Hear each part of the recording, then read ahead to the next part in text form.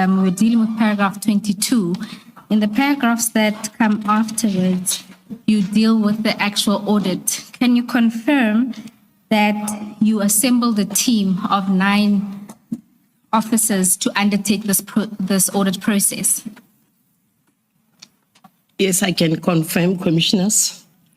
Commissioners, from that 9, as I go further with my testimony, I will explain why I took 1 from the 9 members. Okay, and that this inspection process took place between the 19th and the 30th of May? Yes, Commissioners, it started from that date. And Commissioners, the actual audit report or inspection report is Annexure IM5 to Mr. Mkhwanazi's affidavit at page 26 of his annexures. Just to note that. General, you were then provided with the audit report on the 6th of June. What did you do with this audit report? Commissioners, when I received the inspection schedule or matrix, I went through it as the norm. When you receive the report from the members, you have to go through the inspection itself. And then I compiled sort of a summary, executive summary, the shortcomings, the findings. And then from there, I called Colonel Mkhwanazi, the one who was presenting me with this inspection matrix or report. Not report as such, it's me who's going to do now a report.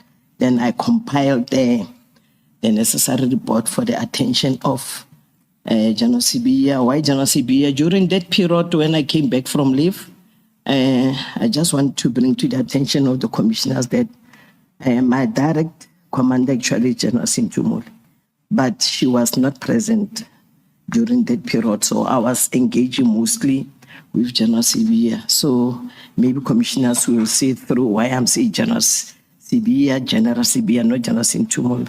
General Sintumule came back on the 7th of June. So after compiling, then I make that report. Sorry, General, what was the purpose of the report? Okay. Commissioners, when members do inspections, you as their commander, you have to do that summarized report to your immediate, like General Sintumule is a divisional commissioner. So that I'm taking General Sibiya through the whole inspection report, because myself and General Sibiya, especially General Sibiya, was not involved in the inspection. So the main purpose is for him also to get the jigs of the entire inspection of what transpired through the report. But I also gave him the very same matrix or schedule which Colonel Mkhwanazi compiled. I also gave it to him. So it was this matrix and also together with my report, the one which I've made sort of a summary of the findings and shortcomings and recommendations from the bigger report, the inspection report. Thank you, General. If you have regard to paragraph 24 of your statement, you describe a different purpose for the report. Can you have a look at the second sentence? Okay, Commissioners, can I read this? Thereafter, on or about 6 June 2025, I compiled a draft and signed report in the form of an executive summary of the inspection exercise undertaken.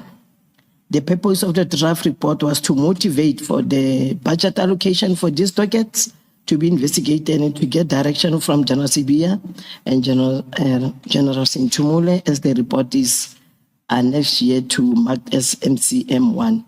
Yes, in this draft report, I went to General Sibiya, and then by that time General Sintumule was back. So I was just discussing this inspection with them what is the findings. Because they said that I must ensure that we proceed with investigation. Then that's when now I told them, I don't have a budget in my component because of the PKTT they are budgeted for. So now I must proceed with these 118 dockets. I need some money to go to KZN to conduct the investigations. And General, the need for money, if the PKTT was to be the members were going to be reintegrated into the murder and robbery unit, which is your component at a provincial level, why was there need for additional money? The money which is allocated to PKTT, the needs was looked into before when the money was allocated to them. So why now I'm needing this money? Because of, I was thinking the management won't go to the money which is allocated budget for PKTT so that they can reallocate or divert the money from the PKTT to 118. So I thought when I request this money, then I will be given some portion, either from the very same money which is given, because of 118 dockets is also budgeted within the PKTT. So by so doing, I thought maybe, for example, they've got 10 million. Maybe I will get a portion, maybe 2 or 3 million, so that I can conduct the 118 because it's already budgeted. Actually, there I can say I was just trying, I can put maybe my luck so that maybe I can get something. And that's when now General Sintumula said, okay, General, just put it in writing. Request for funding. In the meantime, I will speak with the Chief Financial Officer, which is General Timpani. Thank you, General. And would you have been able to proceed with investigations if funding wasn't available? If funding was not? If it wasn't made available? No, I wouldn't proceed with investigations because of commissioners. When you go to KZN, we plan to go there on a fortnight. I even make a breakdown of the hotels, the daily allowances, and so forth, like the PKTT. Then we said we won't go and stay there for 6 months. Maybe we go for a fortnight, we come back, just like that, and go back. Up until maybe this 118, we reduce them to the acceptable level. We even said that maybe 6 months.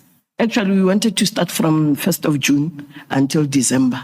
Then January, we do our assessment to see from this 118, because already through the inspection, we saw which one we can start with. So 118, maybe we were within that 6 months, maybe 60, 70 dockets. Maybe we were supposed to finalize. Sorry. It depends with the dynamics of KZN when we arrive there. But that one, it was another story. That's how we plan we are going to do. At least 6 months, there must be an impact on this 118 dockets. I know it was not your decision, General, but it just does not make sense to me to bring in a fresh or a new team when there was a team in place already. Once it had been decided by General Sibiya that investigations should go on, I just do not understand why those investigations should not have been conducted by the PKTT. It just doesn't make sense. Yes, commissioners, because now I was finding myself in that dilemma. I also have to swim. I must come up and devise as a manager. How am I going to swim with this 118? That is why I was taking all these actions or maybe some suggestions. How about we do this so that we can also ensure that these 118 dockets can be investigated? Because, Commissioner, these dockets, they've been there also, not being given attention. And then I know, Commissioner, if dockets are sitting a long time with investigating officers, what feedback are you giving to the deceased family, especially where here we have lost life, irrespective whether it's a housebreaking or a theft of motor vehicle? The people need answers, and they need their satisfying answers. So that is why I was eager. Just give me money, I'll go and work this docket, Commissioner. And also, with the new investigators coming in cold, there would be delays. Do you accept that? Yes, I accept, Commissioner. I accept that one. Thank you, General. General, your report, the draft report that you compiled, is page 1 of the annexures. Commissioners, that's MCM 1, which starts at page 1, the annexure set of documents. General, if you can have regard to paragraph 1.1 of that statement, of that draft report. So it's immediately after your statement. Okay, yes, I see it.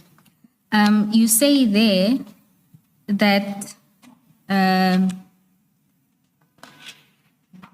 on 31 December 2024, the Minister's Office issued an instruction through the Office of the Deputy National Commissioner, General Sibiya, who was acting as the National Commissioner at the time. Is that a correct reflection of what happened?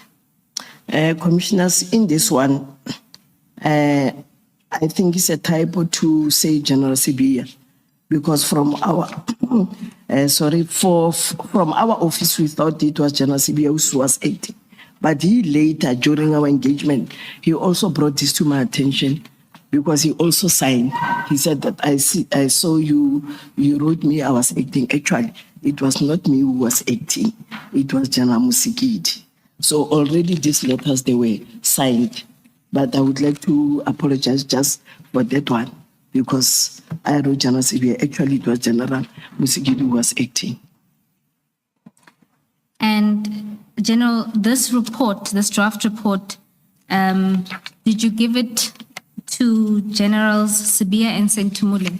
No, this report, as I was explaining, Commissioners, General Sentumule, during the engagement of the docket, she was not present.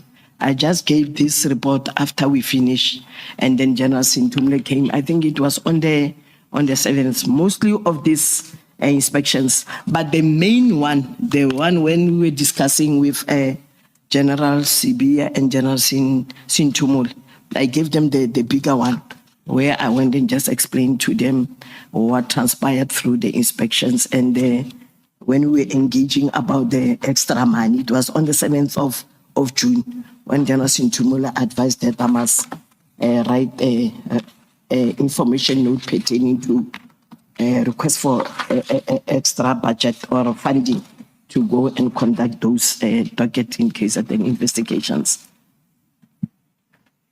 Commissioners, that information note is MCM 2, which is at page 13 of the annexures.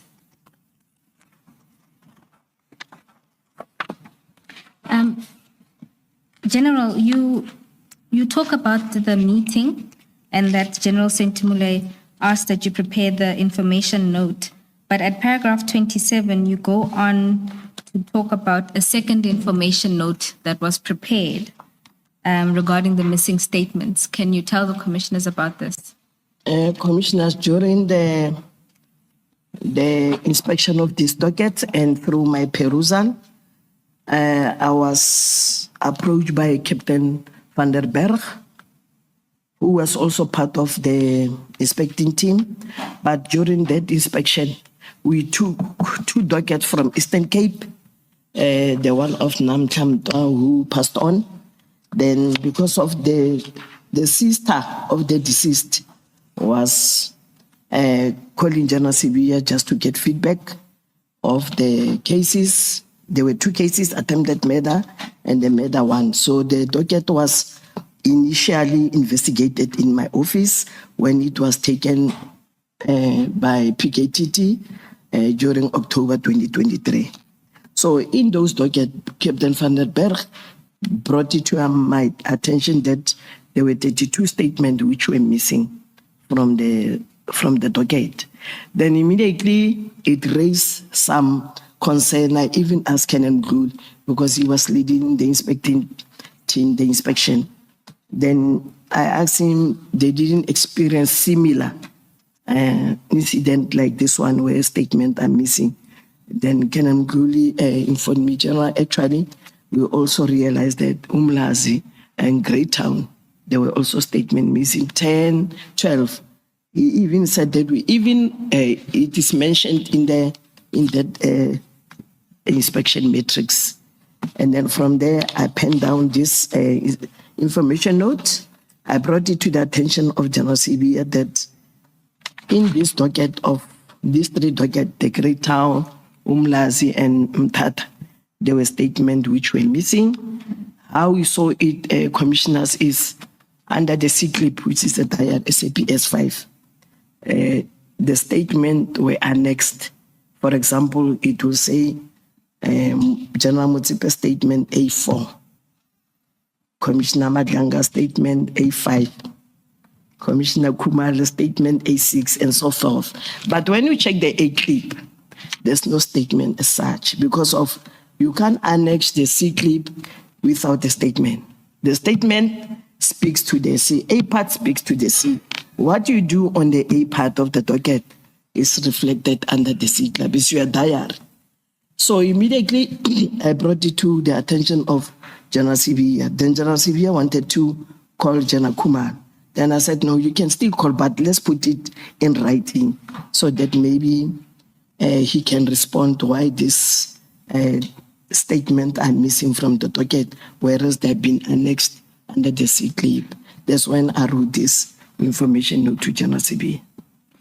Are there instances when investigators would remove statements from dockets, General? Commissioner, pardon? Are there instances when investigators would remove statements from dockets? No, commissioners, we don't have those instances. Usually when you take a statement, maybe you, for example, you go out, take statement. When you come back to the office, you do most now administration. You have to put it there and annex. So you can annex C-clip, my statement, whereas the statement is not there. So it shows the docket, the statement were there, clipped, I'm just assuming, and then they were taken out. Or maybe they were annexed before they were put under the clip. I don't know what was the rationale behind that. But you can't just reflect it under the C-clip, whereas it's not on the A part, because they go hand in hand. Sometimes you put them under A, you don't annex. So when you go through the dockets, you will see that A4 is not reflected. Then we have to reflect it under the C-clip. So in this one, I don't know what happened, but they were not there. Just explain the C-clip to me, please. Or the C-clip, commissioners, the docket is divided into, I can say, 5 parts. With the front page, then it will be, we call it the A clip. Second page, the third one is the B clip, where we put all the correspondence.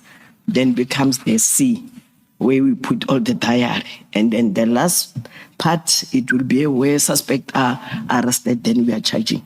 That's why we charge. All the suspects will reflect, but provision is made only for 2 suspects, but we've got an additional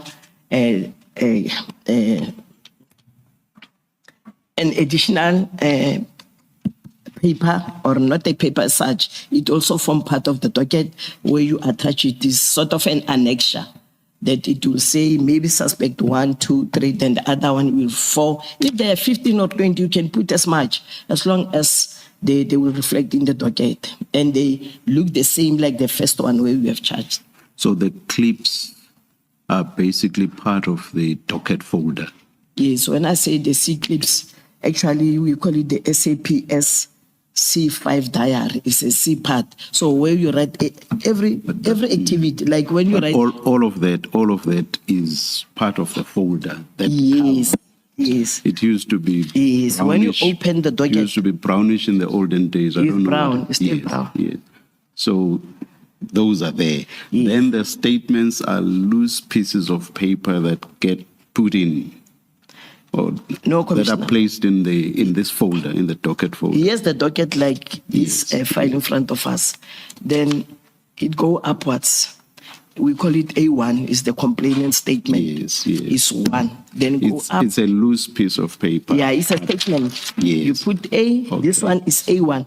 Then on the C part of the docket, You make a note of you it. make a note. The statement of General Motsepe is C. Okay. Is A1. Just like the ballistic report obtained from forensic lab A2. All right. Just like that, because it's part of the evidence of the statement. So they go hand in hand. Okay. So So you were able to tell from the folder, this brown folder, that notes had been made, that there's this statement, there's that statement, there's that but the actual statements themselves were not in that folder. they are not here in the A part. All right. All right. I hope the evidence leaders will not fight with me about this.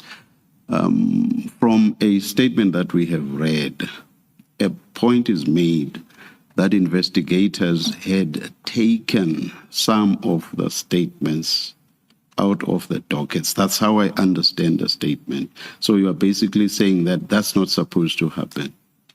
It's not supposed, commissioners. So if you want a statement for purposes of your investigation, you would have to take the entire docket. Is that what you're suggesting? No, what I'm trying to say, commissioners, is you can write under the C, the diary, and mention a next statement of General Motsepe. Yes. But the very same statement of General Motsepe, which is A4, whatever number, is not here in the docket. Yeah. No. What I'm saying is, let us suppose that the statement of General Motsepe was actually taken. Yes. And because it was taken, it is noted as A4 Yes. or whatever. So it's not, but when you get to the docket, the physical statement itself is not there. It's not there, Commissioner. So my question is, but it was taken. My question is there anything wrong with investigators removing A4 for purposes of their investigation, taking it out of the brown folder? Is there anything wrong with that? Commissioner, that one really, because I don't know what happened during the investigation. Maybe they've got reasons. They put A4 there, but they took the A statement for some other reasons of their investigation. But when you are an inspecting officer, you expect the docket. That's where the audit comes and inspection. When I take the docket like this, I expect to see the A4 attached under the docket. If maybe they took it for purposes of maybe for inspections or for bails or whatever during the nature or during the nature of the investigation, maybe something which maybe they will explain. Maybe they took it for something. So in your experience, if as part of my investigation, I want to go around, but I want to have this statement readily available for purposes of my investigation, what would I have to do? Would I have to take the entire folder with all the statements in it, even if all that I want is General Motsepe's A4? Would I have to take the entire docket? Commissioner, if you take the statement for the purpose of investigation, Yes. you can make a copy and certify it. You can make a copy, leave the docket actually must be intact because this brown follows an evidence which in future we intend to produce it before court. But if you take, just imagine 32 statements are not in the docket for purposes of investigation. What type of investigation? Why don't in the diary you mention somewhere, or maybe in the pocket books? Maybe in their pocket books they mention, because pocket books and the diary actually they go hand in hand. If maybe in their pocket books they have mentioned that I took this docket for purposes of another docket investigation, but usually we make copies. If maybe this one is an original of the statement of that particular case, you must make a copy and use it as for purpose of investigation. But in that scenario, I don't know why those statements were taken from the docket. Thank you, General.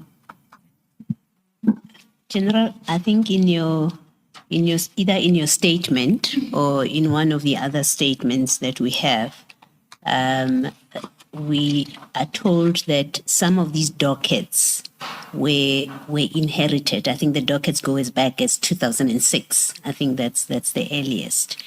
Now, where you found, your audit finds that statements are missing, where inquiries made that resolved the question, where do they miss these statements? At which point were they there and when do they go missing? And I ask the question because from your evidence, and I don't know if that is the intention of what you're conveying, from your evidence, it seems you're saying the PKTT members removed statements from the dockets. Now, given that some of those dockets, if we accept that evidence, are inherited dockets that were given to the PKTT as things moved along, do you know whether those statements that were identified as missing, where in fact did they go missing? Do they go missing in the hands of the PKTT or from whence those dockets came? Sorry, Commissioners, this docket, especially the one which I'm alluding them, Tata one, they were inherited from my office. But the statement which was annexed under the diary C is their handwriting, is the member of the PKTT. Where Colonel Odendal stopped in the diary, where he wrote whatever investigation he conducted, it shows you have to sign with a date and time. But the one which I'm mentioning is the PKTT members. Thanks, Commissioners. And General, you mentioned that you then made an inquiry to General Khumalo through the information note annexed as MCM3. Do you know if that information note was ever sent to General Khumalo and his response? Commissioners, I wrote the information note to the attention of General Sibia, and then I just ended up with General Sibia. I don't know whether it was taken further with General Khumalo, but I brought it under his attention because General Khumalo report directly to General Sibia. So, General, just to follow up on Commissioner Baloy's question, did you get responses from the PKTT on all of these queries that are mentioned in your report? So, in instances where there's a statement missing, was there ever an inquiry to the PKTT to say, I've got docket, let's say docket 95. It is noted that there should be a statement in the docket. When we audit the docket, we see that the statement is missing. Was there ever an inquiry made to the PKTT to say, where is the statement that should go with this docket? Commissioners, I never communicated with the PKTT myself. I was doing it through protocol, through General CB, so that he can communicate with General Khumalo. But that is why I put this information note down, so that he can take the matter up with General Khumalo. But as far as you know, that was never taken up. I did myself. I didn't get a response from General Khumalo or where at the statement. I never received the response from him, because I took it upon General Sibia, who was supposed to give me feedback. But so far, I've never received any response from General Khumalo or General Sibia about this missing statement. Thank you. Thanks. Then, General, you deal with what you highlighted as shortcomings identified from the inspection process. We are at paragraph 29. Can you give a summary of those findings or shortcomings that you identified? Commissioners, can I go through and read them? I further alluded that I was not directly involved in the audit exercise, but I did spot check a few dockets and received comprehensive feedback from the team who conducted the audit. The following are a few of the shortcomings that were identified. 23 suspects were identified by witnesses, but these suspects were not arrested. One case was withdrawn by a witness because the suspect was on bail and the witnesses were fearful for their lives. 4 cases were found newly prosecuted because the public prosecutor instructions were not complied with. One case, the suspects were identified in the identity parade, but they were not charged, meaning they were identified immediately. When the suspects are identified in the parade, what follows, you must charge them, take them to court. But in this instance, they were only identified in the ID parade. One case, the suspect was arrested with no public prosecutor instructions in the docket. It shows that the suspect is arrested, taken to court, but it doesn't show all the court processes because it must appear either at whatever lower court or at the regional court, and the prosecutor actually must write something on the docket instructions. I'm not sure I understand this point, General. Are you saying that PKTT members could not effect arrests without instructions from a prosecutor, even if the requirements for an arrest, set by the Criminal Procedure Act were satisfied? Which paragraph is that one, Commissioner? I'm referring to your 29.5. One case, the suspect was arrested with no public prosecutor instructions in the docket, which I understand to say, if there has not been an instruction by a prosecutor, go arrest that suspect, there can be no arrest. That's how I understand your 29.5. Now, my question is, are you saying that PKTT members could not effect arrests without instructions from a prosecutor, even if the requirements for an arrest set by the Criminal Procedure Act were satisfied? Commissioners, in this particular docket, a suspect was arrested. So when the suspect is arrested and charged, they must go through the processes at court. So in this one, it doesn't show that actually the person was arrested, but he was never, it seems he never went through the court processes. If the suspect was arrested and released, there was supposed to be a release form inside the docket. So this one, the suspect was arrested, taken to court. So where did he appear? Which court? Also, it is not the arrest that you are querying. What you are querying is the lack of any entries made by the prosecutor on the docket. Is that what your query is? No, actually, Commissioner, maybe the manner in which it was faced here, I was just showing that the suspect is in the docket, he was arrested. But it seems he ended up without appearing before court because there's no prosecutor's instructions. If a person appears before court, it's a norm. The prosecutor will write something on the front page of the docket, maybe remanded for bail for 7 days and so forth. Even inside, they write something. They will say maybe obtain ballistic report, obtain whatever medical report. But this one is just a docket. So it seems it never. That is why I'm indicating, emphasizing the issue of the public prosecutor, not the arrest. Oh, thank you, thank you. I guess it's a problem with the phrasing. Okay. I did not understand what you That's meant. all right, Thank you, thank you. General, these findings or the shortcomings that you identified are pretty serious. Did you then communicate these findings to General Khumalo to inquire about some of these challenges? Commissioners, everything in this inspection report was never communicated to General Khumalo. It was communicated to General Sibiya. That is why I say the reporting a template or the protocol. You speak with General Sibiya. By that time, General Sibiya was supposed to call General Khumalo just to bring this to his attention. Myself and the team were just doing the inspection. Now we are giving the outcome of the inspection to General Sibiya to take it further with General Khumalo.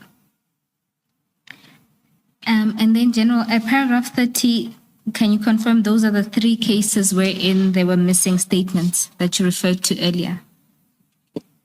Yes, Commissioners, Mkhwanazi case 479 of 2016, 10 statement missing. I just mentioned here the victim was an ANC member. And then the Greytown has 2 of 11/2018, which is murder, 32 statements. Actually here, I think, Commissioner, it was a typo from ourselves. Let me apologize. It's not 10 statements, it's 12. 32 statement is the one of Mthatha, the one of the murder. So for Greytown, it must read as 12 statement, not 32. Thank you, General. Can you please explain the Mthatha case? My recollection, which may not necessarily be accurate, is that in the Eastern Cape, the cases investigated by the PKTT were Fort Hare cases. I seem to recall that there was also mention of an East London case, but probably it was connected with the Fort Hare cases. I'm not sure. I don't remember mention being made of a Mthatha case. Commissioners, at the initial stages, we spoke about 118 dockets. Actually, we were supposed to say 121. Let me apologize for not taking you through. So PKTT, through the testimony of General Khumalo and the National Commission, they did mention the cases from Eastern Cape. So when the docket were taken back, after 3 weeks. My issue is not with the 118, 121, because my understanding was still that to make up the total of 121, Yes. 3 cases were added from the Fort Hare cases. So what I'm saying is, I don't remember a Mthatha case ever being mentioned. I don't quite see why the Mthatha case would have been part of the Fort Hare cases. So the Mthatha case sounds like it's something new altogether. Do you get me now? So I was just trying to understand where and how the Mthatha case features.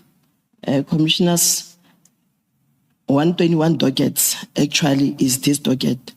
Is 2 dockets from Mthatha and 1 from Alice, which was part of Fort Hare.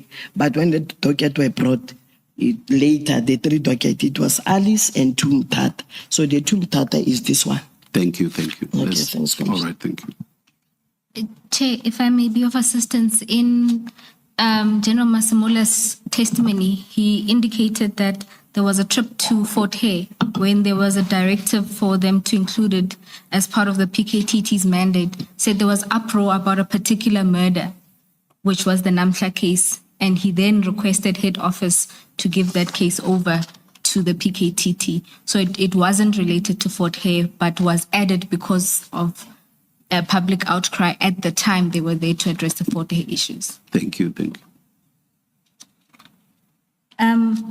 General, you then deal with the stalling of investigations that you noted at paragraph 31. Can you explain what you mean by stalled investigations? Commissioners, by stalling investigations, I just want to illustrate that the 121 dockets, they were stalled for some period.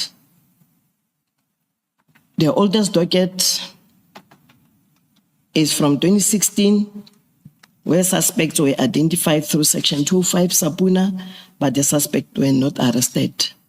And then in the big inspection report or inspection matrix or schedule, the last entry on this docket, I think it was investigation was done on 2023.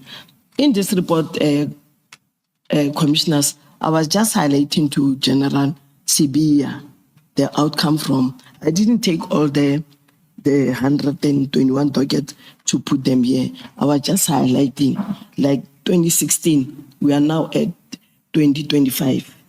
But the last entry in the docket, it was 2023. And then the next one was this one. This 2016 is Harding case, if I'm not mistaken, from the inspection report. And the other one was no evidence of investigations conducted in some dockets from 2016 until 2024.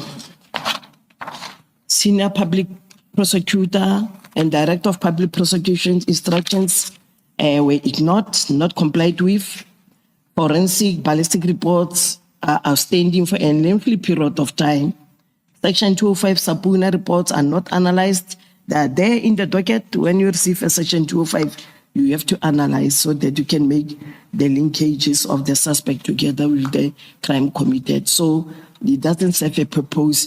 You receive a Section 205 from the service provider, you put it in the docket. So you have to go through and analyze it so that you can come up with the linkages. Cases are not enrolled because of insufficient evidence. So in these instances, you'll find that suspects are arrested prematurely. You take suspect to court, but there's no evidence to link. That is why they are not enrolled. General, what you've done from paragraph 29 and the same in paragraph 30, you are very specific about the number of dockets that are affected by what you've identified as shortcomings. And in paragraph 31, you've so far identified 31.1, and I think you say it's a Harding case. So it's clear there that you're talking about one case, one docket, let me say. The balance of that, 31.2 up to 31.6, you don't say, and maybe you should be specific if you can, because right now the impression is it's a general picture. You were dealing with 121 dockets, and one doesn't have a sense of where you say investigations were not conducted from 2016 until 2024. How many dockets are we talking about? Is this a widespread problem? Is it an exceptional problem that you picked up? And so on up to 0.6. Commissioners, in this one, I was just giving a synopsis. Actually, from 121 docket, it is a widespread where most of the investigations were not conducted. I was just highlighting the few. So some of these, there are commonalities. If I take the 31.3 senior public prosecutor and director of public prosecution, instructions were ignored. Maybe from 121, you will find 10 or 15. So here I was just highlighting the shortcomings of what is happening in the 121. But the whole document, this one, the matrix, it is indicating there's a column which shows Harding case and then comments by the inspection team from my office. And then actually, it doesn't mean the officers in the PKTT never gave instructions. They did also give instructions. Some of the shortcomings which we have identified or the team identified comes from the very same officers who gave instructions. For example, analyze Section 205, analyze Section 205. Nothing was done also there. So other inspections or outcome come from this new inspection team. They saw other things which the same officers never came across, but this day it contained in the docket. So I was just showing to a large extent what is happening in the docket by then. Because of commissioners, when you do inspection, by then you get, I will go to Western Cape, more or less I will get the same. Not when we do this inspection, we were criticizing or trying to point a finger to the PKTT. When we are inspecting, we will come up with similar findings in some other dockets. I just want to bring this to the attention of the commissioners. Commissioner Baloyi, we can, with the general, prepare a supplementary to deal with exactly which cases. We do have the complete schedule. Is that correct, General? It's correct, Commissioner. We do have the matrix here. Then, General, at paragraph 32, you deal with the Mkhwanazi case and a directive to immediately start investigating. Can you explain what happened there? Commissioners, the Mkhwanazi case was investigated prior from my office by Lieutenant Colonel Odendal. So during October 2023, the docket was taken to the very same Mkhwanazi docket. There were two dockets attempted and then the murder one. they were taken to the PKTT.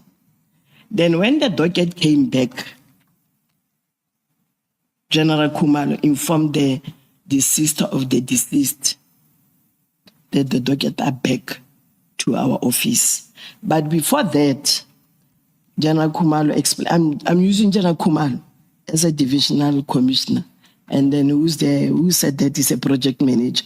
I'm going to use, because I engaged with the sister of the deceased. She also told me the very same story. That when the docket before they were taken to our office, General Khumalo explained to the sister that they identified the motive and they were supposed to go through with the takedown of the target. And then the target applied for an interdict against the investigation. So there was an interim, there was an interdict, let me say there was an interdict against the investigation, but it was dismissed by the Mthatha High Court, I think this year, January or February. And then later, when they were still busy again now to make the takedown, Commissioner, now we are speaking things of last year. I think it was somewhere October. The docket was taken 2023. They were busy with whatever investigation. Then last year, when they were supposed to conduct the takedown, they identified most the motive and the target. There was an interdict. It was dismissed this year. General Khumalo told their sister that when they were supposed to do now is another takedown this year, the docket was recalled by General CB. They couldn't conduct a takedown this year, even last year, because of the interdict. So the sister called General CB complaining as if we are taking them as a family for a ride. Then General CB gave me the number of the sister.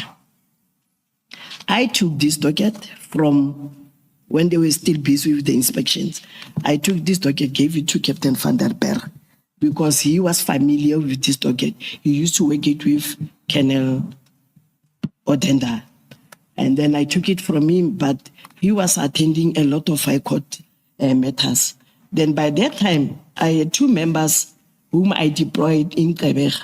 They were investigating the insurance matters, which is very prevalent in Eastern Cape, especially in Quebec. Then I took this docket, so that whilst they are in Eastern Cape, they must conduct the investigation in this docket. Then the sister, through that explanation, she was happy. Then she communicated with Colonel Kenen and Mapeto. They were now the new investigating officer of this matter. So whilst they were also investigating, that's when now the docket now taken back to KZN. I was just explaining here what transpired of the Mthatha case, then Mkhwanazi. That's the whole thing in paragraph. Does that, General, not illustrate the problem created with the taking of dockets? Because now they are supposed to execute the takedown, but they don't have the docket with them. So that takedown never happens because they don't have the docket. It never happened. Because the PKTT, they are the one who identified the target. So I was asking myself, when the interdict is dismissed, but there were two months lapse for the docket to be recalled by General CB, why the takedown didn't take place? Because they've identified most the target last day. You're talking about now the interdict is dismissed in January. And Yes. your question is, in February and March, why did they not execute the takedown? Yes, because they told the sister, that's what the sister is telling me. She understood the interdict after the attempt to make the takedown. Now she's asking, the interdict is dismissed by January, Feb. Why now they didn't effect the arrest or make the takedown before you from National, you requested the docket. Now the docket with you are going to start afresh now. So now the docket with these two kennels is taken back again KZN. I don't know whether it's still in KZN or where is the docket now. I'm with you. General, just to clarify, the dismissal was in February. It was okay. Thanks for that. And this is February when, 2025, 2025 commissioners. after the decision to disband the PKTT was made. Is after that directive of the minister. And then, General, at paragraph 33, you speak about General Mkhwanazi's media briefing and some of the statements he made there about the dockets. Do you want to elaborate on this? Commissioners, if I can read my statement, this paragraph 33.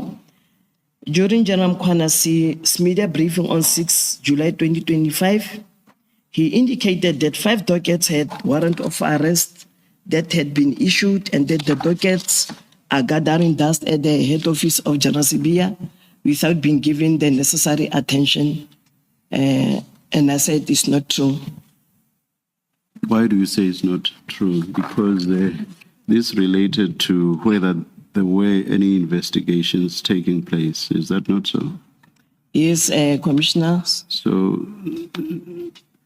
what this meant was the dockets are sitting at head office with no investigations going on. So it was in that sense that General Mkhwanazi was saying that the dockets were gathering dust. So why do you disagree with that? Because no investigations were taking place. Commissioner, before the investigation was supposed to take place, we have done the inspections. I think it's part and parcel, even though it's not physical investigations of the docket. But by mere investigation, requesting the funding, it shows that we needed to go and do the But General, you've just agreed that what General Mkhwanazi was talking about was the fact that no investigations were taking place. So inspections of dockets and so on do not go to the question of actual investigations. So in that sense, the dockets were gathering dust. Why do you not agree with that? That's the explanation which I'm giving, Commissioner. The docket were not gathering dust because this docket were only 3 months here with us, approximately, maybe 3 months. And then in the month of, they came March, and then April, there were the itineraries completed. When General Mkhwanazi refused the docket, the National Commissioner said that General CBM must use his own discretion. So also the inspections which we conducted, it shows we were doing something in the docket. General, you should not take this personally. It's not you being criticized at all, and let alone personally. Okay. What General Mkhwanazi was talking about was that no investigations were taking place. Is that not so? That's what he meant in his media statement. Is that media briefing, rather? Is that not so? Commissioner will take that. So that the investigations were never conducted. In that sense, the dockets were gathering dust. That is what General Mkhwanazi meant. Do you accept that? You see, General Mkhwanazi's statement would still have been true even if someone, maybe a general worker, would pick up the dockets and dust them off every day so that there isn't literally dust on them. But they would be gathering dust in the sense that they were not investigated. That is all that General Mkhwanazi meant. Do you accept that? I will accept that, Commissioner. Thank you. If you say it. Thank you. Thank you. And then, General,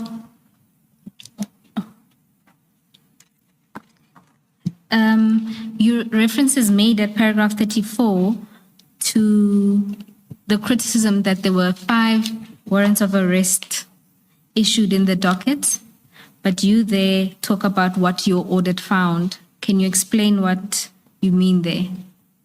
When the team conducted the audit, commissioners, they found 2 warrants of arrest agreed to by the prosecutor and magistrate on 2nd October 2024. It was in Dwendwe case 127 of 10/2023. These warrants of arrest were never executed. They were there in Dwendwe dockets, but they were never executed. And the commander wrote that the suspect must be circulated. The procedure, as I know, it is when the investigating officer received a signed warrant of arrest, actually it's not supposed to be in there. You don't put it there in the docket. You receive a warrant, you have to go and execute. He must proceed to execute the warrant by first tracking and tracing the suspect or suspect. If there are no leads regarding the suspect whereabout, the investigating officer would then complete an SAP 55 for purposes of circulation and send this to the Criminal Record Center for further circulation in the database of wanted circulated persons. Can you please explain the concept of circulating a suspect? What does that mean? Commissioners, in this Ndwendwe, there is a warrant of arrest in the docket. So the commander, instead of egging the investigating officer to trace the suspect, then when we went through the diary, it never indicates where the suspect were traced. The main purpose of signing a warrant of arrest is to execute. Execute meaning you must go and trace the suspect. So this one, it came, is attached under Ndwendwe case, and the commander just say circulate. How can you circulate a suspect who was never traced? It's exactly that circulating that I'm interested in. What does it mean to circulate a suspect? Okay. How do you do that? Okay, Commissioner, when we circulate a suspect, we complete this SAPS 55 for a purpose that there will be a hit if the suspect is arrested somewhere. Then in the system, because now it's captured in the system, it will be a hit. Then the investigating officer in that particular, he will inform this one that your suspect is arrested. He come in. That's the main purpose of circulating. Thank you, thank you.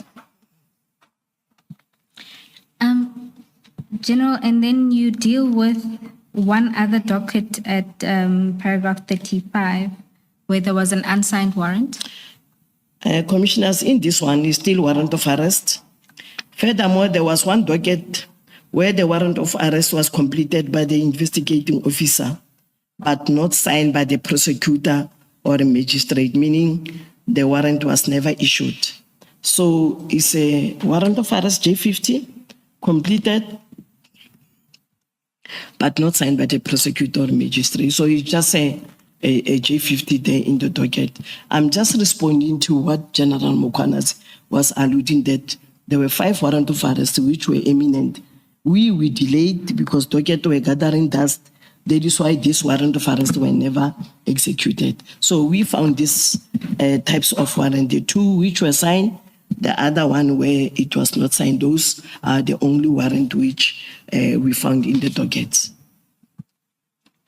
And General, earlier you explained that one of the purpose of doing the inspection was to identify low-hanging fruit so that if there's anything that needs to be done urgently, that can be attended to. Is there a reason why these ones where there were either a need for circulation or perhaps getting the warrant signed, why those weren't given priority while the administrative processes for getting funding were going on?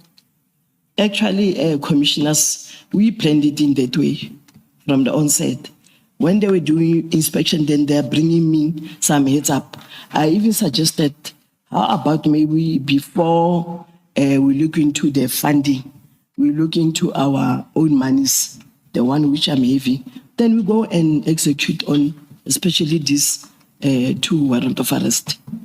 So that at least, because you can see they are there, and they were issued last year, October, the 2nd of October 2024, if I'm not mistaken. They were issued last year. Now is this they've never been executed. We thought it in that line that these low-hanging fruits, if we got money, we are going to start first, like the one which I mentioned, where I said 23 suspect were witness identified suspect. Those were the first dockets which we wanted to start with, actually. So, General, the question still remains: why wasn't this done? If that could have been done while you were waiting for the big money issue to be settled. Commissioners, when we look into our coffers, especially my budget, we didn't have enough money to embark and conduct this investigation.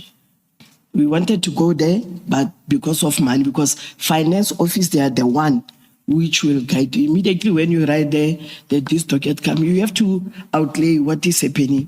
This docket come from the PKTT. They all know that there's money being allocated to PKTT. Then we have to explain. That is why now we took this route of requesting for an extra budget. So, General, these dockets, at least the two that you've given dates for, the October one, October 2024, we know there's a period of about 2 months before the PKTT is disbanded. You are saying in that period, in that window period before they were disbanded, these warrants should have been executed in that period. By the PKTT. Yes, I understand that. You're saying in that 2 months period. Yes, before, yes. Then the PKTT is disbanded on the 31st, at least that's the directive.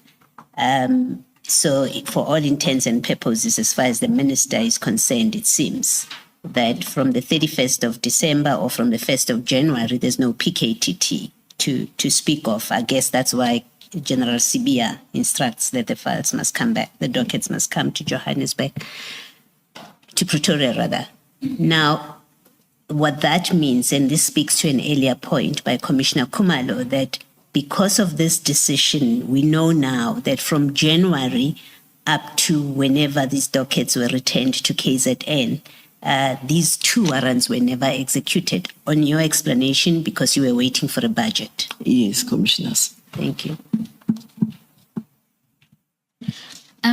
General, just to complete the point, it was also not possible for you to speak to your provincial counterpart. I think is it Major General Gopal?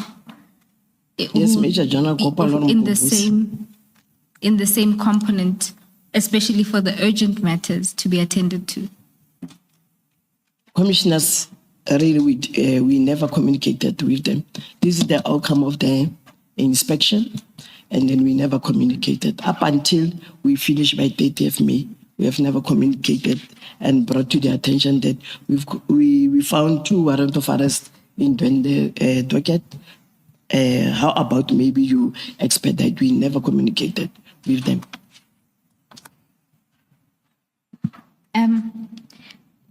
General, we're going to move to the next topic, being the allegations of defeating the ends of justice. And there you speak about a visit.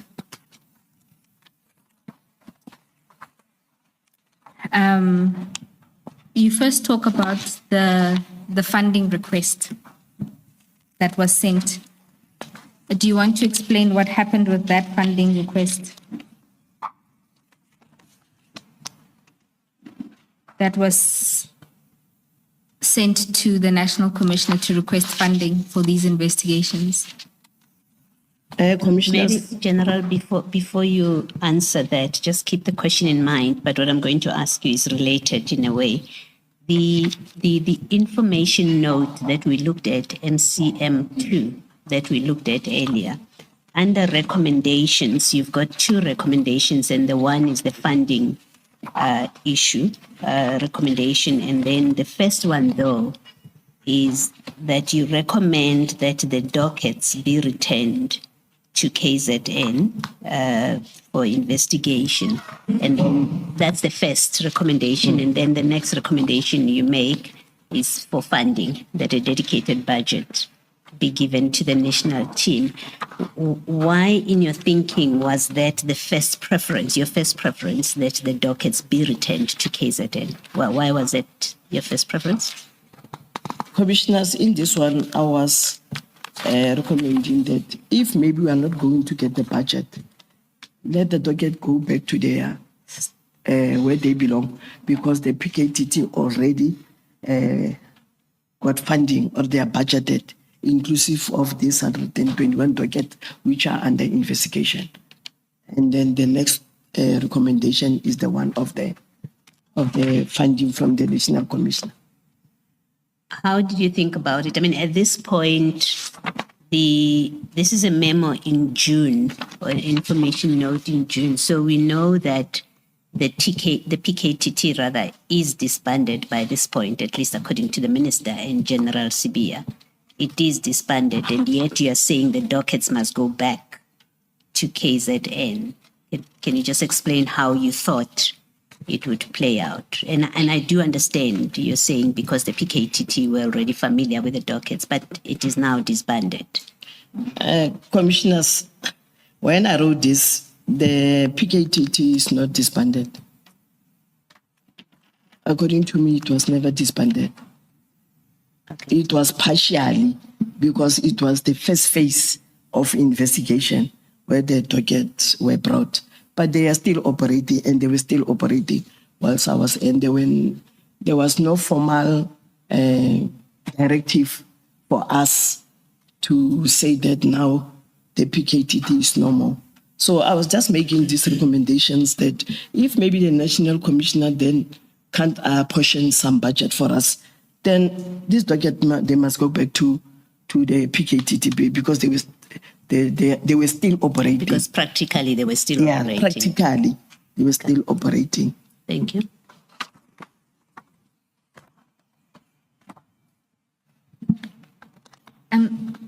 General, so at this stage, the funding request had not been considered by General Sibia, and it hadn't been approved by the National Commissioner. That's what you say at the top of the page on page 14. And you then further say that you could not investigate until you receive the additional funding. Commissioners, the first information note, the one which we're discussing now, it was revised because it's myself who signed it. Then later it was sent back for ratification. But the signed one, myself, I was not in the office. I was in another meeting. It was signed by Brigadier Mkhwanazi on my behalf. So this one is the first one where myself, I've signed it. But it was never signed by the Divisional Commissioner, because it was sent back from the office of the Divisional Commissioner for some ratification. We just put it here to show that actually we started this request for funding on the 23rd of June.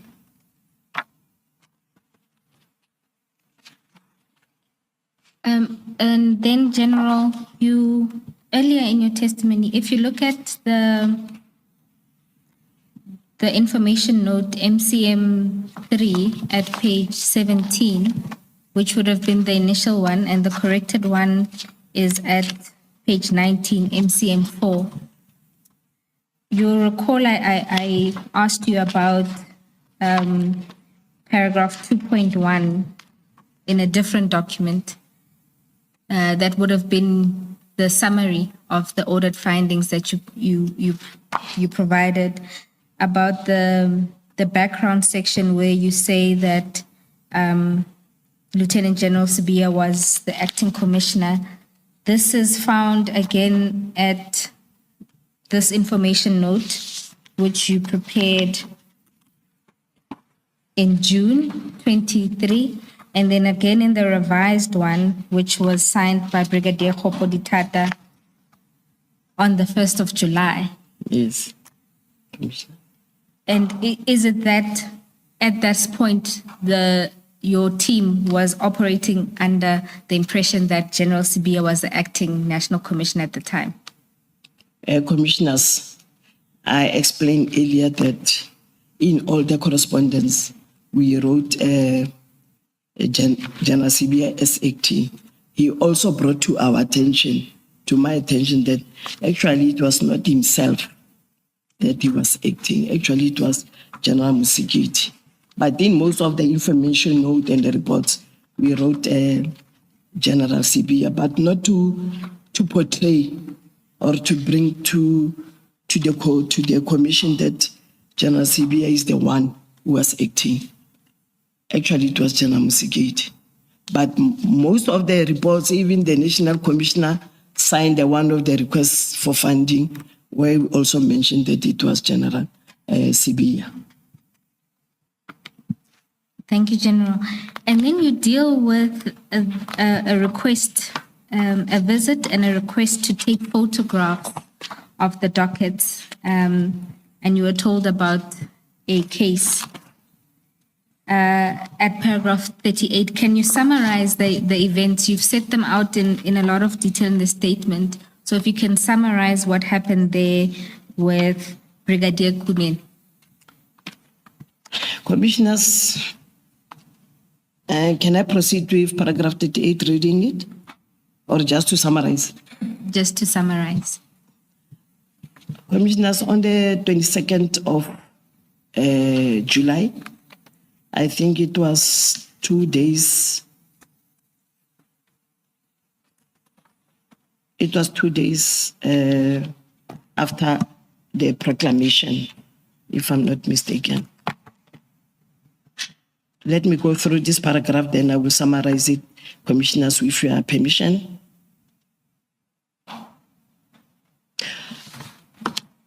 On the 15th of July, I received a call from General Mangali. He is the component head of Criminal Record and Crime Scene Management, National Office. Then he said that he received a call from General Mkhwanazi that he must avail a photographer for standby, and then he must take photos of the dockets, and then we must also furnish statement to Brigadier Kunene as well. Actually, let me speak. General Mangwale mentioned only about the taking of the photos. Then the following day, I communicated with Brigadier Khopoditata because the docket, they are lying in Brigadier Khopoditata's floor, a second floor in the strong room. Then Brigadier Khopoditata also confirmed that he communicated with Brigadier Kunene. So Brigadier Kunene left KZN on Monday, and then we saw him the following day on the 16th. I think it was around 11 o'clock. It was myself. Before Brigadier Kunene came, I was with Brigadier Khopoditata and Colonel Mkhwanazi, but Colonel Mkhwanazi got some commitment work, related commitment. Brigadier Kunene came, and then he explained the purpose of his visit. He said that General Mkhwanazi instructed him to come and take some photos, and then the strong room must be considered as a crime scene. We must condole of that strong room as a crime scene. Then I asked Brigadier Kunene, crime scene, what crime is it committed when you condole? Because we have been going through that. If it's a crime scene, we have already tampered with it. I don't understand the logic of condoning of the strong room as a crime scene. Then he said this is the instruction which he was given.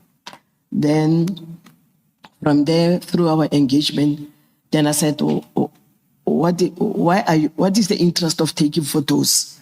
Then he said, no, he was just given the tasking by General Mkhwanazi. And then from there, I said, let me call General Sibia, because General Sibia by then was still in office. I called General Sibia. General Sibia said that, let me find out from the commission. I don't know whom did he call. He said, let me find out from the commission whether photos of those dockets can be taken or whether you can also give statement. After about 10 minutes, General Sibia called back. The phone was on the speaker. We were the three of us. Then General Sibia explained that the instruction is, or the advice is, photos can be taken of those dockets, provided the National Commissioner authorize. And then we must make an OB entry to that effect. From there, then I told Brigadier Kunen,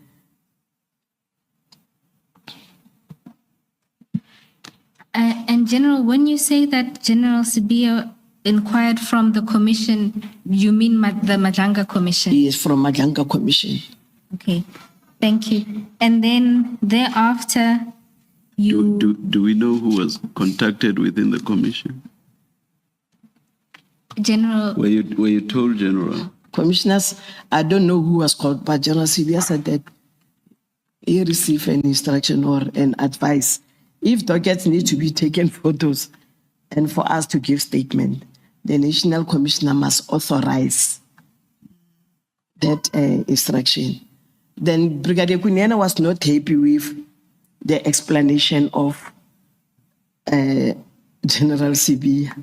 And then from there, he said, hey, it seems now it's going to be a fight between himself and General Mkhwanazi. Then I said, you take instruction from General Mkhwanazi. I'm also taking instruction from the Deputy National Commissioner, General Sibia.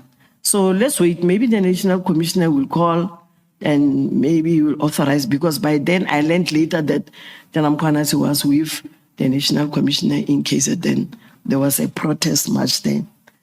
Then Brigadier Kunyana left. I went to my office at around 4:05. I was with Colonel Machabela, whom I met from the lift.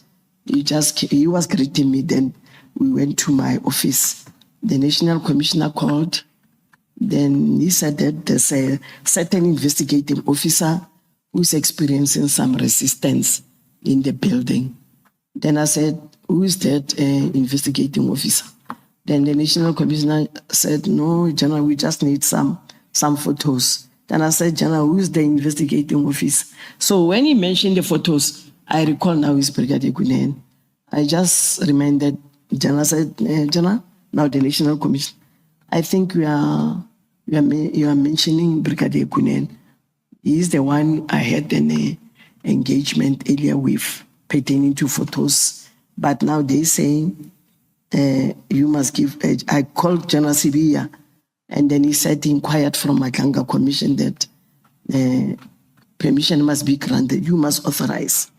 Then the National Commissioner said, it's fine, General, I will authorize that one. But it never came to authorize that photos can be taken. So Brigadier Kunene, photos were never taken. I even gave feedback to General Mangali. And General, are you aware that at this point, General Mkhwanazi had opened a defeating the ends of justice case for the manner in which the dockets were taken? I was not aware. I was not aware, Commissioners, that there was a docket opened by General Mkhwanazi. Thank you, General. And then you then speak about the investigation that was conducted by Lieutenant General Patekile. Can you also summarize then what happened there, your interactions there with the General? Commissioner, I was called by General Patekile, the Provincial Commissioner of Western Cape. It was on the President made the proclamation on the 13th. It was on the 21st of July when you got the call. 21st. No, I was just adding 7 days to that proclamation of the President to get the exact date. It was on the 21st of July. Yes. I was called by General Patekile in the evening on Sunday, and then he said that he want to see me on Monday at the college. Then I said, pertaining to what? He said, pertaining to the 121 dockets. He's been appointed by the National Commissioner to conduct the investigation. Then he wanted to know actually what is happening with those 121. How did they come? Then I gave him the whole story, the way I put it in my statement here. And then he said, okay, we'll discuss at length tomorrow. Then I said, I will come. Then he told me that he's coming with a team of 5. Then I also told him I will come with my team, meaning Brigadier Khoboitata, Colonel Mkhwanazi, and Colonel Mashili. We went to the college. We waited for them. Then he came around 1 o'clock. He was with the Deputy Provincial Commissioner, his Deputy Crime Detection General Mkhwanazi, together with Brigadier Truta. I think you pronounced it correctly, but the writing there is wrong. The X should be a Q. General Mkhwanazi, not Mkhwanazi. Or not X. The X should be a Q. Commissioner will rectify. But you pronounced it correctly. Thanks, Commissioner. Then they came with Brigadier Truta, the Provincial Head Legal Service. And then General particularly explained the purpose to all of us, the 4 of us. And from there, he wanted to know actually what's happening with this 121 dockets. Then I advised him to start first with Brigadier Khoboitata because he's the one who collected the docket with Colonel Mkhwanazi. Then he explained, then later it was myself. I explained exactly what transpired and the way I put it in my statement that docket were brought to General Kumalo, General Sintumula arranged the collection, came to our office, conducted inspections, the reports. I even gave him this matrix, this thick inspection. We made copies for himself, General Mkhwanazi, together with Brigadier Truta. And then later, I wanted to know when he said he was investigating. Then I said, General, you say you are investigating. What are you investigating, actually? Then he said, Motsepe, you know what, after this, whatever you told me, you must depose statement to me. Then we want to see whether there was no defeating the ends of justice. Then I even asked him, who's defeating here? Myself, Brigadier Khoboitata, General Sintumula, General Kumalo. Then he said, no, I won't mention who's defeating. I'm going to make a report to the National Commissioner. It's up to him with my recommendation. Then if he agrees, then the recommendation, then there will be a defeating. So during that time, I don't know, actually the defeating was against Sue. I was never consulted later as a suspect or somebody who's involved in the defeating of dockets, of this 121 dockets. Then we finished statements on the 24th. Then I gave General particularly my statement. And then, General, you note that on the day you deposed to the statement, you also received notification from the National Commissioner that the funding approval was denied. Commissioners, that's true. The National Commissioner didn't approve on the 22nd. Then the file was brought to my attention on the 24th that the National Commissioner didn't approve. What reason did the National Commissioner give for not approving the funding request?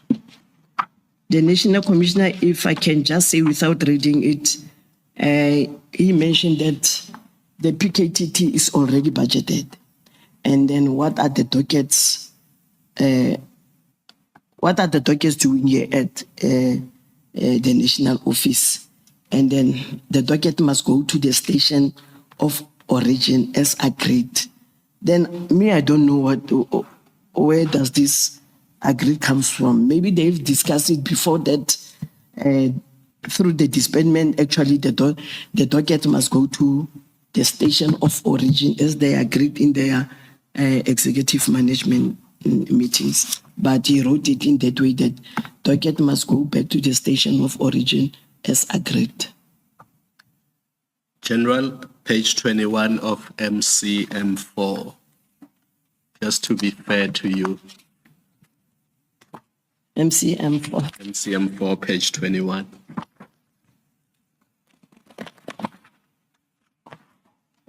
Your recollection was spot on, but just to be fair to you, you were referring to what is written there by the National Commission.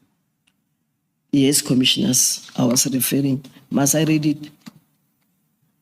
Okay, commissioners. The National Commissioner didn't approve.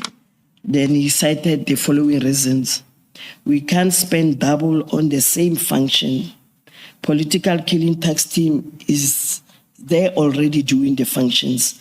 Why are dockets at HQ? As it was agreed that some dockets from the team be returned to station of origin. And then, General, to complete then your team's possession of the dockets, you talk about what you hear from Major General Mkhwanazi on the 25th of August about the return of the dockets to KZN. Can you briefly address that?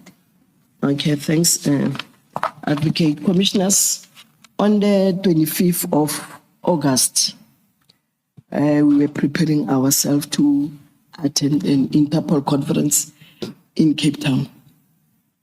I was approached by Major General Mkhwanazi.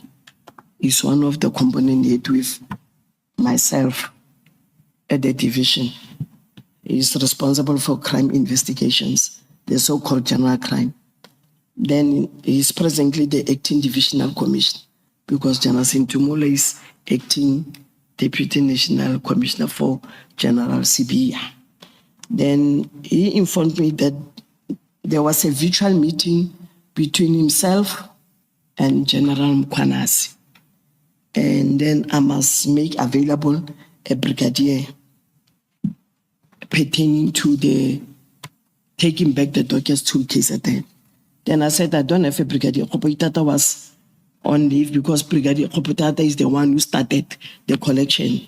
Then actually he was supposed to be the one who attend when they are taken back to KZN. Then I proposed I'll give him two colonels, the one who were also involved with the docket.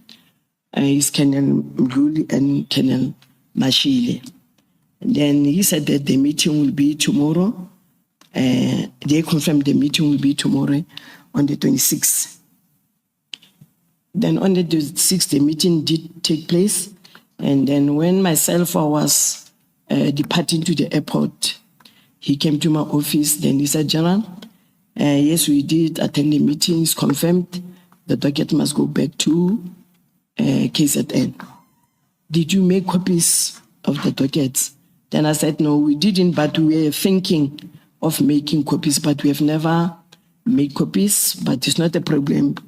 I will arrange before I leave that copies are made.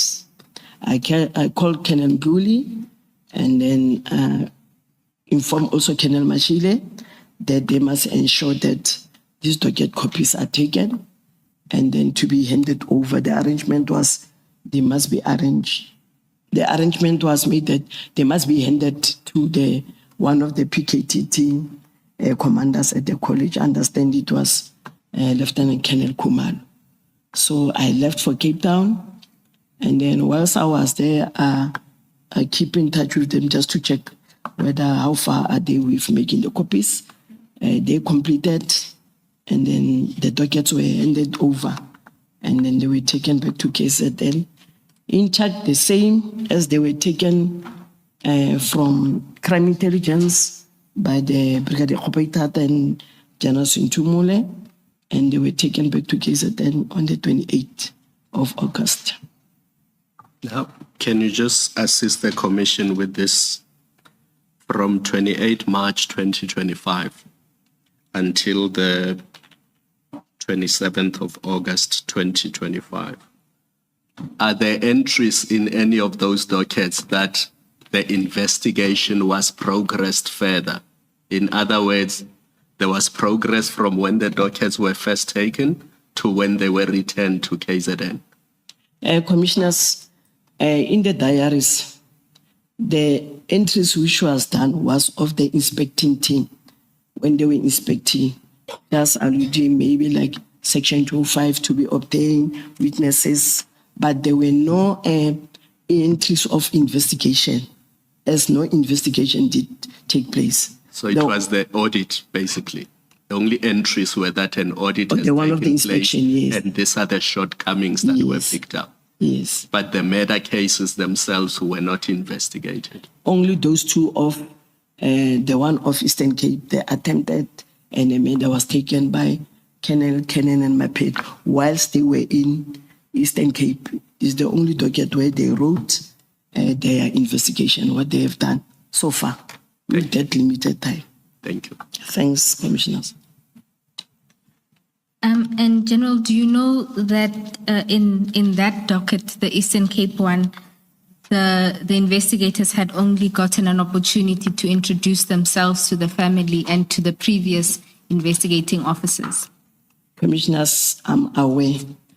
If I can elaborate further, they even went further to, I think it's 3 station, where the investigating officers who were investigating this docket, they were killed, 3 of them. So they went to those stations. I forgot the stations, but they are mentioned in the dockets because of the information where Colonel Odendal was pursuing. We were supposed to get statement from those 3 investigators who were conversant with this murder of Namka, only to find that when they were busy with investigations, they were killed. So these 2 colonels, they went to those stations to collect the murders of those deceased investigating officers, to investigate together with this one of Namka, because they were killed because of, they do have first-hand information of who killed the deceased. Were these the original investigators before the docket was handed over to PKTT? Yes. Oh, thank you. Commissioner, let me rectify. The original was Colonel Odendal. He knew about these 3 investigators who were killed. So there are 3 murder cases in Eastern Cape. Where now the new investigating officer, Advocate Power, was just saying to bring to the attention of the commissioners that in the docket of Namka, there's only an entry which introduced themselves to the sister of the deceased. Now I'm alluding further that even though maybe it's not written in the docket, they went as far as to those 3 stations to collect those 3 dockets, because those 3 dockets where investigating officers were killed were supposed to be investigated together with this main docket of Namka. Maybe let me ask the question differently. The 3 investigators that were killed were not PKTT investigators? No, they were not. Thank you. They were not. General, and then now we are going to move to the last topic of your statement, and that's the leaked audit report to the Sunday World. So there you start with the call that you receive from Brigadier Mate, alerting you to an article that would be published. Can you explain what happened there and your response to Brigadier Mate? Commissioners, actually the call was made on the 16th, not the 17th. Brigadier Mate called me on the 16th. Brigadier Mate is the spokeswoman of our National Commissioner General, Masemula.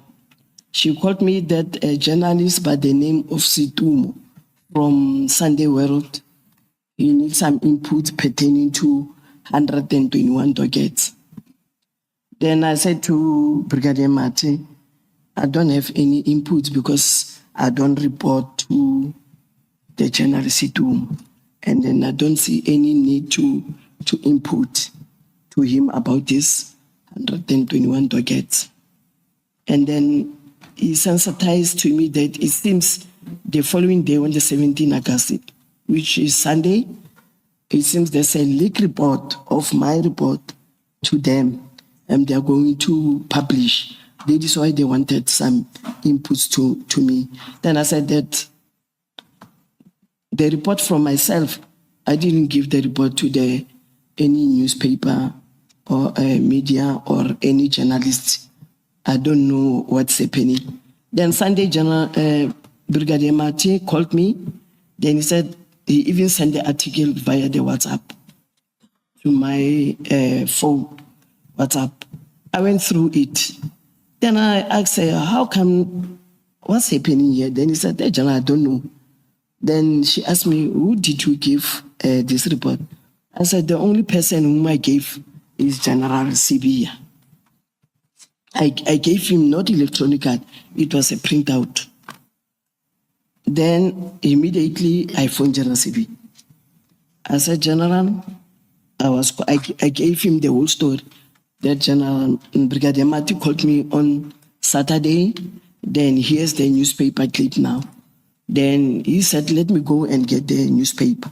So around 11, he called me. He said, yes, I see the leak, I see the newspaper. Then I said, how come that report appears in the Sunday World? Then he said, he also don't know. Then I said, you are the only person whom I gave. Did you share it with somebody else? Maybe that person is the one who leaked this in the newspaper. Then he was adamant that he never shared this report with anyone. And then it was quiet about this leaked report for a while until you received a call from the National Commission on the 15th of September. That's at paragraph 53 of your statement. What was your interaction there with the National Commissioner? Commissioners, on the 15th of September, I did receive a call from the National Commission inquiry about the report. I even said, General, you know now about this report, it was most 17 August. Didn't Brigadier Mate brought it to your attention? Because initially, when we were engaging with Mate about, I even asked her, didn't you bring this to the attention of the National Commissioner? She said, I did send the National Commissioner, but he never responded because maybe he was busy. That is why he never gave me the response to inquire further from you. And then the National Commissioner asked me about this report. Then I explained to him, I'm aware I was brought to this leak by Brigadier Mate on the 16th of August. It's already a month now. Then the National Commissioner said that, do I have a report with me? Then I said, yes, General, I will check. I think I still have that report. Then on the 16th, I was attending a management meeting which was chaired by General Sintumule when I received the call from the National Commissioner. He was waiting for that report.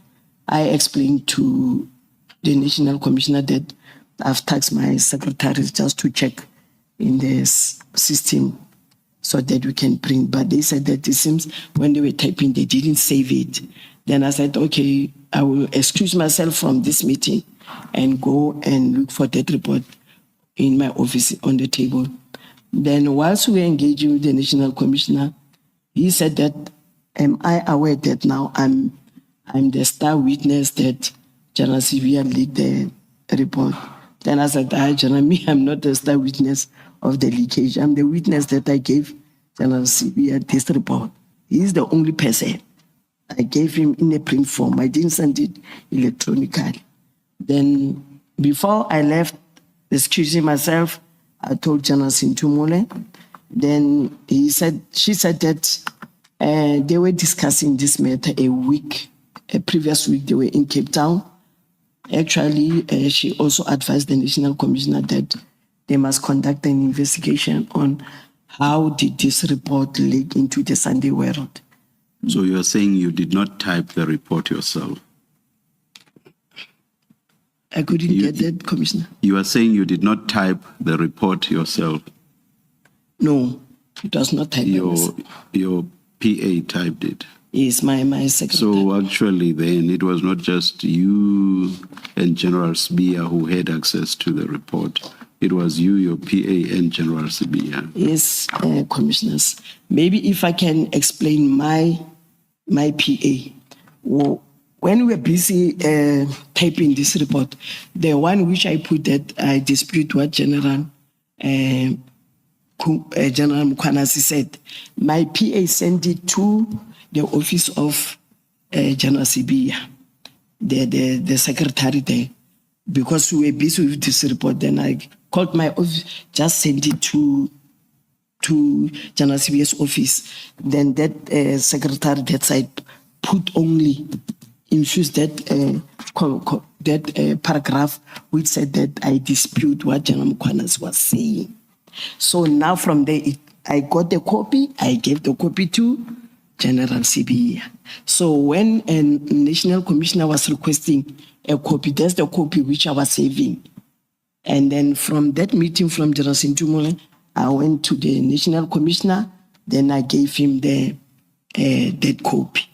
So what commissioner is asking is true. The person who typed, it was electronic, but it was printed copy to General Sibia, and the other copy, I did have another copy. Thank you, General. So in fact, General, your PA and General Sibia's PA had access electronically to this report that ends up with the newspaper. Yes, but I asked them about the leakage. They were also amazed. They said, General, they can investigate, they can take our gadget. Mine also, I'm saying, can be taken. It can show that I didn't send the report to the Sunday World. Thank you, General. So any one of the four of you could have. Yes, could have.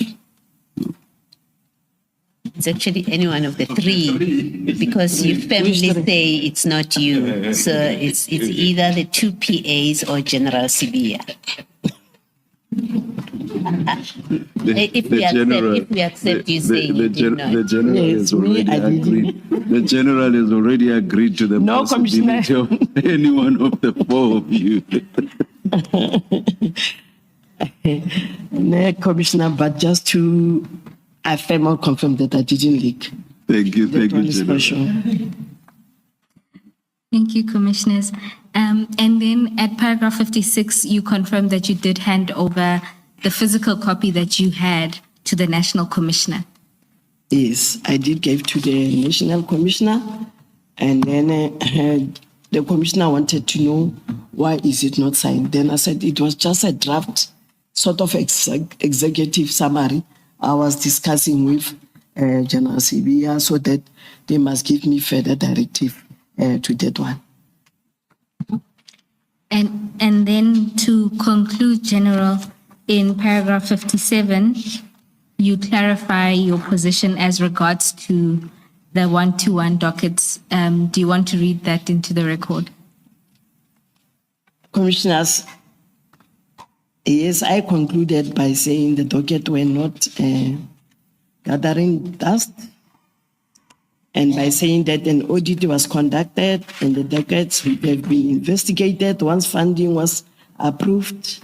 I had no involvement in the disbandment of the PKTT, nor did I have any involvement in the handing over process. Once the dockets were under me, I, of my own accord, tasked my team to conduct an audit, and if funding had been approved, the dockets would have been investigated. Thank you, General. Unless there's anything else you'd like to say, that concludes your testimony.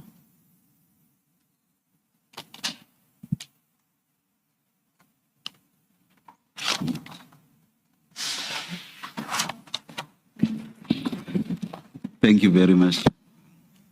Thanks, Commissioners.